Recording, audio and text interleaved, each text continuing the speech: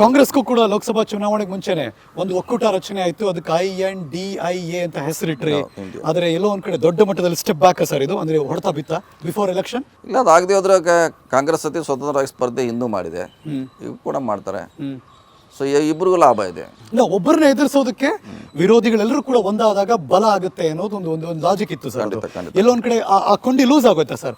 ಅದು ಮಮತಾ ದೀದಿ ಅವರಿಂದ ಹಿಡಿದು ಈ ಕಡೆ ಪಂಜಾಬಿಂದ ಹಿಡಿದು ಅಥವಾ ದಕ್ಷಿಣ ಕರ್ನಾಟಕ ಭಾಗದಲ್ಲೂ ಕೂಡ ನೋಡೋಣ. ಈಗ ನಮ್ಮದೇ ಅಂತ ಸೀಟ್ ಬರುವಂಥ ಸ್ಥಾನಗಳಿದ್ದಾರೆ.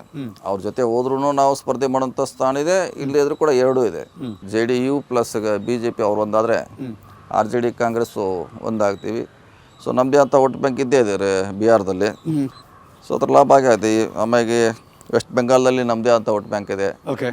ಸೊ ಅವರು ಮುಂದಾದರೆ ಆ ಲಾಭ ಖಂಡಿತವಾಗಿ ಅವ್ರಿಗೆ ಆಗುತ್ತದೆ. ಸರ್, ಮುಂದಿನ ಲೋಕಸಭಾ ಚುನಾವಣೆ ದೃಷ್ಟಿಕೋನದಲ್ಲಿ ಪ್ರತಿಯೊಬ್ಬರಿಗೂ ಕೂಡ ಒಂದು ಟಾರ್ಗೆಟ್ ಇದ್ದೇ ಇದೆ.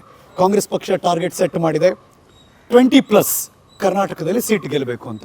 ಇದು ಫ್ಯಾನ್ಸಿ ಅನ್ಸುತ್ತಾ ಅಥವಾ ಅಚೀವೇಬಲ್ ಅಂತ ಅನ್ಸುತ್ತಾ ಸರ್ ನಿಮಗೆ? ನೀವು ಎಲ್ಲ ಗೆಲ್ಲಲಿಕ್ಕೆ ನಿಮ್ಮ ಸ್ಟ್ರಾಟಜಿ, ನಿಮ್ಮ ಜನ ಸಂಪರ್ಕ, ನಿಮ್ಮವ್ರ ಜೊತೆ ಒಡನಾಟ ಗೆಲ್ಬೋದು.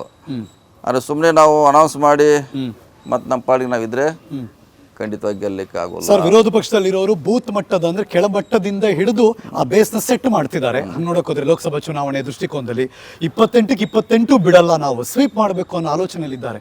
ಸೊ 20 ಅನ್ನೋ ಏನು ಟಾರ್ಗೆಟ್ ಇಟ್ಟಿದ್ದೀರಿ, ಅದಕ್ಕೆ ಮೀರಿಸುವ ಹಾಗೆ ನಿಮ್ಮ ಕೆಲಸಗಳು ನಡಿಬೇಕಲ್ವಾ ಸರ್? ಅದು ನಡಿಬೇಕು, ಅದು ಮಾಡಬೇಕು. ನಮ್ಮ ಮುಖಂಡರು ಅದು ಯಾಕಂದ್ರೆ ಅವ್ರು ಮಾಡಬೇಕು. ಯಾಕಂದ್ರೆ ನಾವು ಮಾಡ್ಲಿಕ್ಕೆ ಅವ್ರು ನಮ್ಮ ಮಧ್ಯೆ ಇರೋರು, ಫ್ರಂಟ್ ಅವರು, ಮಧ್ಯೆ ನಾವು, ನಮ್ಮ ಹಿಂದೆ ಕಾರ್ಯಕರ್ತರು. ನಿಮ್ಮ ಮಾತು ನಡೆಯಲ್ಲ ಅಂದ್ರೆ ಹೆಂಗೆ? ಇಲ್ಲ, ನಡೆಯಲ್ಲ. ಅಂದ್ರೆ ಅದಕ್ಕೆ ಒಂದಕ್ಕೆ ಆಗಬೇಕು. ಅದು ಡೆಲ್ಲಿ ಇದೆ, ಬೆಂಗಳೂರು ಇದೆ, ಮಧ್ಯ ನಾವಿದ್ದೀವಿ, ನಮ್ಮ ಹಿಂದೆ ಕಾರ್ಯಕರ್ತರು ಇದ್ದಾರೆ. ಯಾರೋ ಒಬ್ಬರ ಕಾರ್ಯಕರ್ತರು, ಒಬ್ರು ಯಾರೋ ಲೀಡ್ರು ಸರಿಯಾಗಿ ಸ್ಟ್ರಾಟಜಿ ಮಾಡೋದಿಲ್ಲ, ಸ್ಪಂದನೆ ಮಾಡೋದಿಲ್ಲ. ಹಾಗೆ ಕೂತು ಮಾತಾಡೋಣ ಸರ್. ಯು ಕ್ಯಾನ್ ಸಿಟ್ ಆರಾಮ್ ಸರ್. ಸೊ ಅದಕ್ಕೆ ಅದಕ್ಕೆಲ್ಲ ಅಸಾಧ್ಯ ಮಾತು. ಸುಮ್ಮನೆ ಹೇಳೋದ್ರಲ್ಲಿ ಏನಿಲ್ಲ. A to Z ನಿಮ್ಮದು ವರ್ಕ್ ಆದರೆ ಖಂಡಿತವಾಗಿ 50% ಗೆಲ್ತೀವಿ ನಾವು. ಓಕೆ. 28ರಲ್ಲಿ ಈಗ ನಾನು ಸತೀಶ್ ಜಾರಕಿಹೊಳಿ ಅವ್ರನ್ನ ಕೇಳೋದಾದ್ರೆ ಸರ್, ಎಷ್ಟು ಗೆಲ್ಬಹುದು ಸರ್ ಕಾಂಗ್ರೆಸ್ ಅಂತ ನಿಮ್ಮ ಉತ್ತರ ಏನು? ಅಲ್ಲ, ಮಿನಿಮಮ್ 50% ಟಾರ್ಗೆಟ್ ನಮ್ದು ಇದ್ದೇ ಇದ್ದಾರೆ, 15ರಿಂದ 16 ಅಂತ. ಸೊ ಅಷ್ಟರಲ್ಲಿ ನಾವು ಲೆಕ್ಕ ಆಗ್ತಾ ಇದ್ದೀವಿ. ಹಾಂ ಸರ್.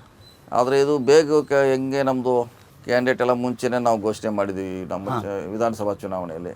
ಆ ರೀತಿ ಆಗಬೇಕಿದು. ಟೈಮ್ ಆಲ್ರೆಡಿ ಈಗ ಭಾಳ ಶಾರ್ಟ್ ಇದೆ, ಓಡ್ತಾ ಇದೆ.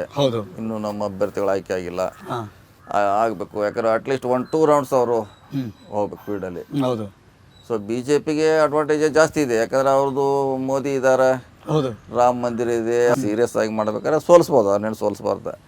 ಹಿಂದೆ ಇಂದಿರಾ ಗಾಂಧಿ ಅವರು ಸೋಲಿಸಿದ್ದಾರೆ ಜನನ, ಬಹಳಷ್ಟು ಜನ ಸೋಲಿಸಿದ್ದಾರೆ. ಅನುಕ್ಷಣದ ಸುದ್ದಿಗಳಿಗಾಗಿ ವಿಸ್ತಾರ ನ್ಯೂಸ್ ಯೂಟ್ಯೂಬ್ ಚಾನೆಲ್ ಸಬ್ಸ್ಕ್ರೈಬ್ ಮಾಡಿ.